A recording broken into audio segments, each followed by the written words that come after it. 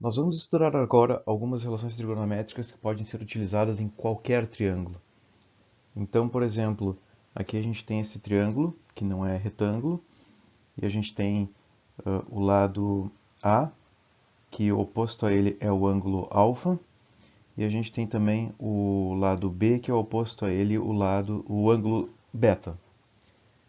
Então vale a seguinte relação: A sobre seno de alfa igual a B sobre seno de beta.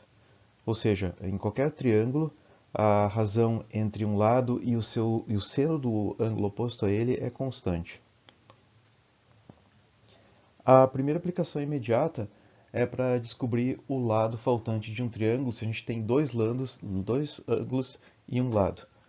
Então, por exemplo, aqui, para descobrir o lado BC, que então eu posso chamar de x, eu tenho então eu sempre tenho que procurar na lei dos senos então por dois pares de lado com o seu ângulo oposto.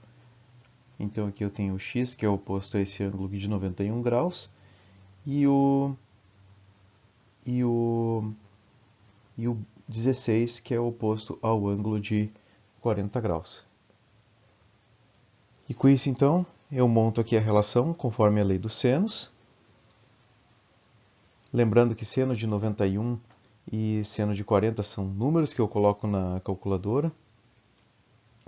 E é importante observar aqui que agora a gente tem relações aqui para ângulos, inclusive para mais que 90 graus. Isso é uma coisa que é possível, mas a gente não estava estudando no contexto do triângulo retângulo, mas é possível. E então aqui eu faço a conta, posso colocar isso direto na calculadora e descubro ali que o valor de x é 24,9. A outra aplicação, naturalmente, é, em vez de encontrar um lado, é encontrar um ângulo.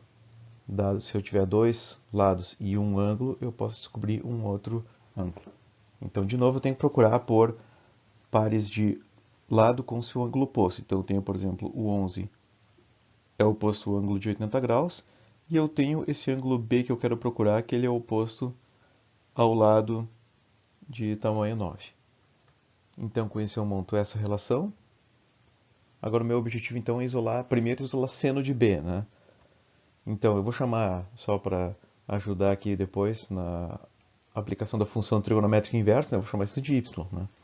Y que é seno de B, que então fazendo essa conta aqui, eu tenho o valor de 0,806. E esse valor, já com ele na calculadora, eu posso calcular então, né?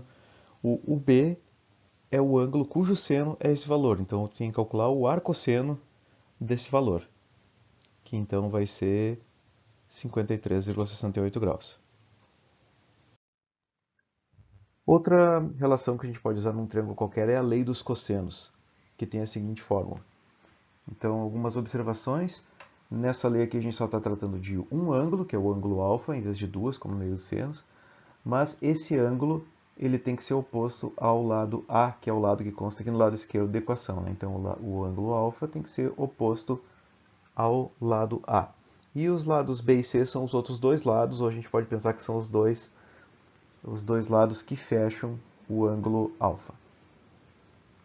Uma aplicação direta, então, é calcular um lado faltante. Então, por exemplo, justamente o lado oposto ao ângulo. Então, ele vai fazer o papel de A. Então, eu posso substituir os valores aqui na equação. Então, x faz o papel de A. Os outros dois lados que fecham o ângulo são 12 e 15. E o ângulo de 83. Então, eu posso fazer essa conta aqui toda de uma vez só na calculadora e obtenho o valor de 325,13. Isso é x ao quadrado, então tirando a raiz ao quadrada, a gente obtém 18,03. E assim como a gente fez com a lei dos senos e como a gente tem conhecimento das funções trigonométricas inversas, a gente pode pensar no problema de calcular um certo ângulo que está faltando. Então, por exemplo, aqui o ângulo B, que eu vou chamar aqui de x, então ele é oposto ao 8, que então vai fazer o papel de A na relação da lei dos cossenos. Então, uma boa prática nesse tipo de problema é, então, como a gente quer isolar ali cosseno, é bom resolver primeiro a equação para cosseno de alfa de cara, né? Então isso fica como um exercício vocês obterem essa expressão aqui. E por fim, então, nós fazemos então que y é o cosseno de b. Então a gente substitui os valores ali, né? Lembrando que A é 8 e B e C, que são os lados que fecham aquele ângulo alfa, são 14 e 11. E fazendo essa conta aqui, a gente obtém 0,821. Esse é o cosseno do ângulo. Para a gente saber qual é o ângulo que tem esse cosseno, a gente faz arco-cosseno desse valor. Então a gente obtém 34,77 graus. No caso do cosseno, a gente não tem o problema de ter restrições de ângulos agudos ou obtusos, porque se vocês procurarem, o cosseno, na verdade, ele é positivo para ângulos agudos e ele é negativo para ângulos obtusos. Então não tem aquela ambiguidade que tem, por exemplo, na lei dos senos.